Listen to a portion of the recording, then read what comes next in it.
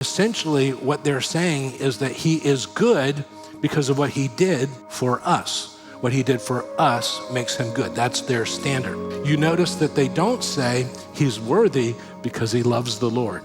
If you've been around the Bible for some time, you will know that Jewish people and Gentiles did not mix.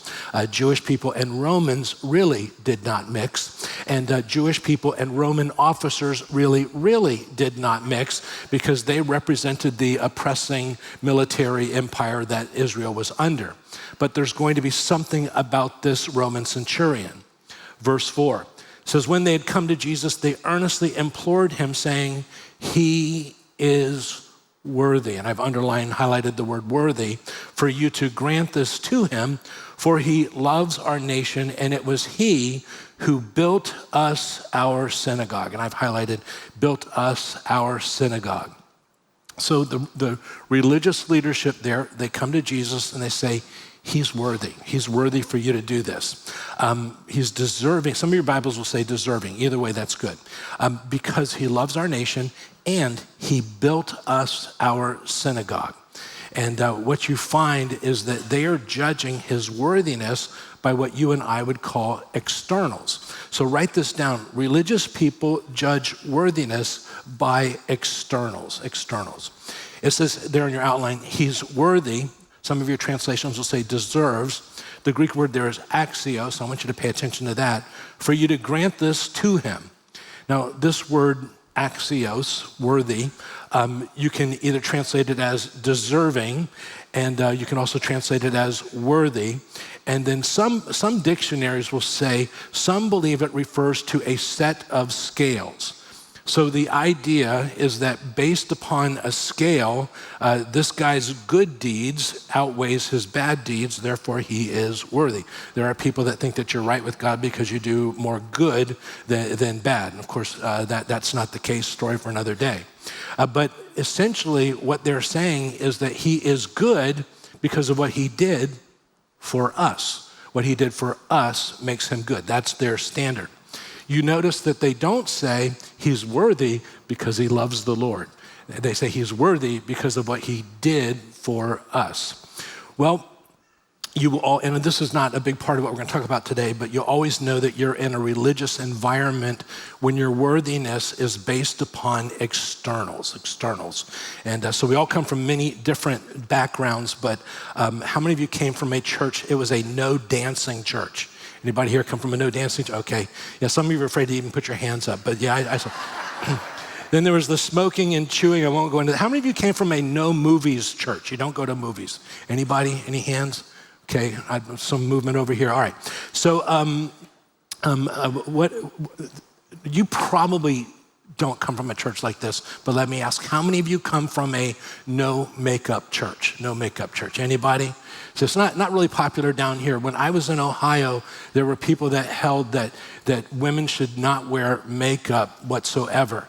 And you go, what is that like? Well, it's sort of like going to a haunted house.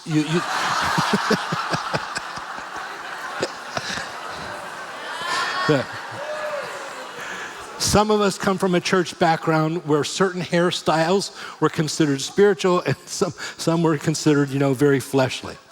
Whether you do those things or you don't, those are externals. They don't necessarily make you spiritual or unspiritual.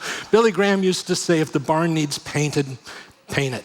And I would just add, sometimes it needs 2 coats. So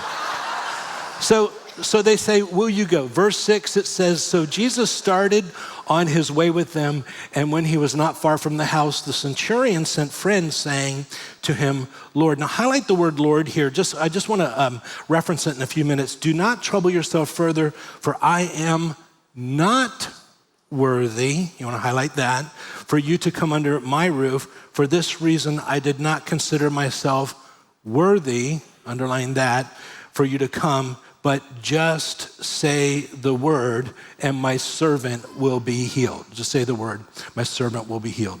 So the religious leadership declares him worthy because of what he did, but he declares himself not worthy. And you want to write that down. Write that down. He said, I did not consider myself worthy. Now, I think that's a good starting point for the centurion. I think it's a good starting point. God does not do for us because we are worthy. He does for us because he loves us and he is good. And some of your Bibles will use the word deserving or deserve, and that's an excellent translation. But one of the things you find in our world, in our culture, we're constantly told, you deserve, you deserve that credit card. You deserve that vacation. You deserve, And so, but here he says, the truth is, I'm not worthy. So here's the centurion, and he's operating in some humility. And again, he says, I'm not worthy.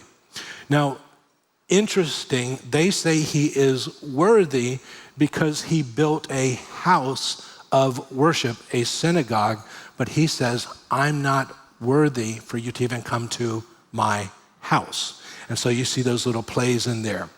Another thing in this soldier understands the Jewish culture. He would understand that if Jesus were to go to his house, and Jesus was willing to do that, but that would make Jesus ceremonially unclean. That doesn't mean he sinned, it just he would be ceremonially unclean, and he'd have to go through this whole ritual, time-consuming purification to become ceremonially clean again. So the centurion is sensitive to that. Verses 7 and 8, he says, for this reason, I did not even consider myself worthy for you to come to you, but just say the word, and my servant will be healed. For I also am a man placed under authority with soldiers under me, and I say to this one, go, and he goes, and to another, come, and he comes, and to my slave or servant, do this, and he does it. So here the centurion is saying, I understand authority. I have authority. I tell people, do this, do that, and they obey what I say. I tell them and they obey.